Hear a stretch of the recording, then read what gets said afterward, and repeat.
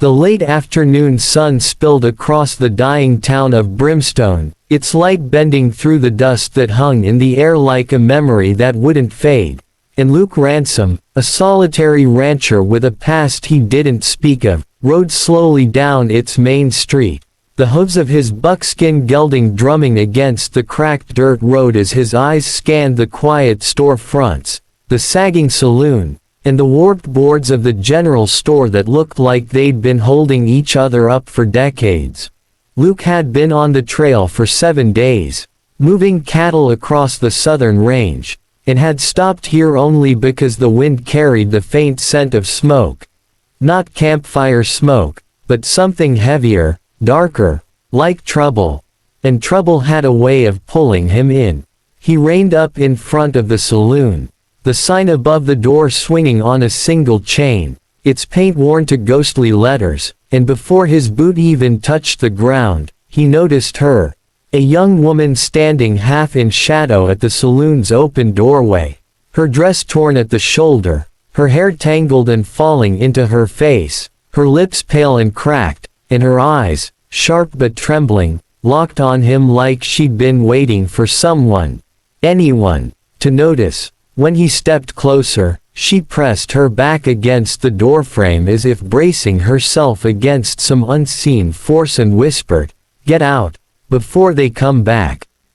Luke stopped, one hand resting on his belt near the worn handle of his Colt, and studied her face, the kind of fear there was no hiding, the kind that came from being cornered too long. And in his mind he was already deciding he wasn't leaving. Because that was the thing about Luke Ransom. When someone told him to walk away, he tended to stay. He stepped inside instead, his spurs clicking on the warped boards, the stale air thick with whiskey and something else, the sour scent of sweat and rot, and as his eyes adjusted, he saw she wasn't alone in the room. There were 3 glasses on the bar, a chair tipped over, and a half-spilled bottle bleeding amber across the counter. She moved quickly to block his path, but he reached into his vest, pulled out a single silver dollar, and set it down on the bar with a solid, ringing clink. "For you," he said, his voice quiet but steady, and she stared at it like she didn't know whether to take it or throw it at him, her fingers twitching toward the coin but stopping short. "That's not enough," she said, her voice so low he almost didn't hear. "Not to make them let you walk out." Luke's eyes didn't waver. He wasn't trying to buy her. He was buying his place in what was about to happen. And what was about to happen was trouble.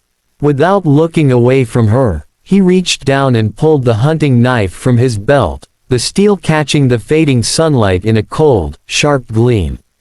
She opened her mouth to protest, but the sound was swallowed by the heavy stomp of boots from the back room, boots that carried the kind of slow, swaggering confidence that came from years of people getting out of the way.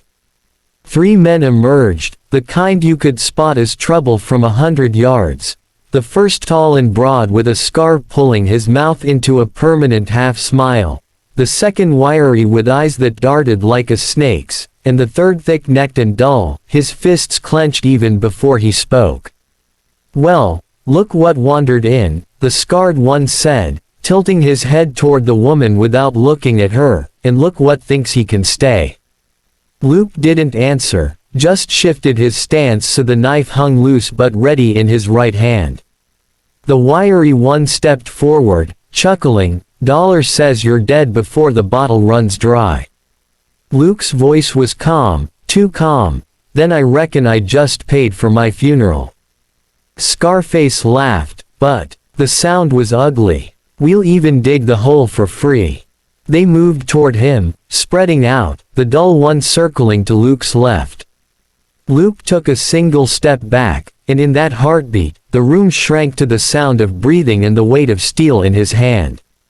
The dull one lunged first, a mistake, and Luke caught him across the forearm with a clean, quick slash, not deep enough to kill but enough to make him drop whatever he was reaching for. The wiry one came next, drawing a pistol, but Luke closed the gap before the barrel came level, smashing the hilt of the knife into the man's temple.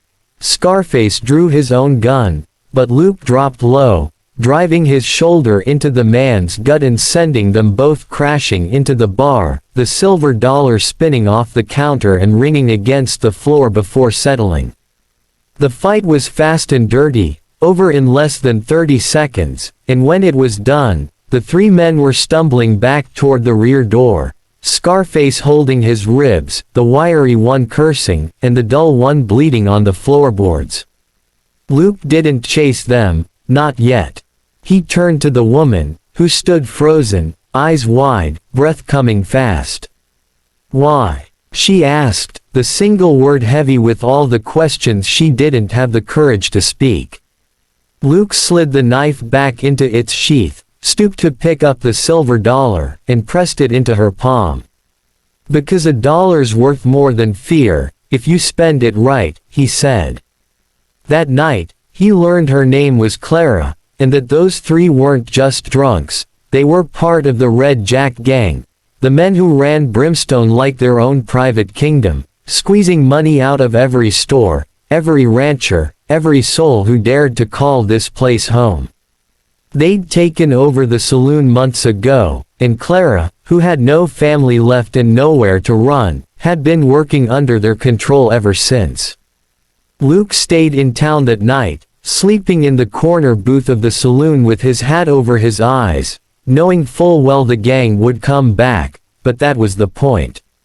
The next day, he made his move, walking the length of the main street, talking to store owners and ranch hands, to the blacksmith and the stable boy, to the widow on the corner who'd been paying Red Jack's men just to keep her windows intact. At first, nobody wanted to hear it. Folks in Brimstone had been scared too long, and fear has a way of making people small. But word of what Luke had done in the saloon spread quick, and by sunset, he had 12 men willing to stand with him, rifles in hand, and a plan to put the Red Jack gang out for good. When the gang returned, they didn't find Luke alone in the saloon. They found him standing in the middle of the street at high noon, Clara on the boardwalk behind him, the silver dollar glinting in her hand like a promise. The Red Jack boys laughed at first, but their laughter died when townsfolk began stepping out from every doorway, rifles leveled, faces set. The shootout that followed was short and brutal, bullets chewing into the dust, splinters flying from the boardwalk, men shouting and falling. Luke moved like a man born to it, his rifle cracking, his knife finding its mark when the distance closed. When it was over, Red Jack himself lay in the dirt, his crew scattered or dead, and Brimstone was free for the first time in years.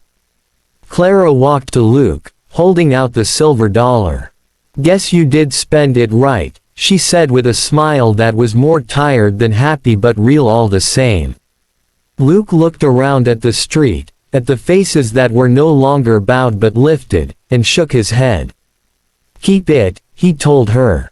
"You might need to buy someone else's freedom someday." And as the dust settled on Brimstone, Luke Ransom mounted his horse and rode toward the horizon. Knowing there'd be another town, another fight, another soul worth saving, because that's the way of the West. And if you believe some things are worth standing for, worth fighting for, then subscribe to this channel and ride with us again, because in the Old West, the next story is always just over the ridge.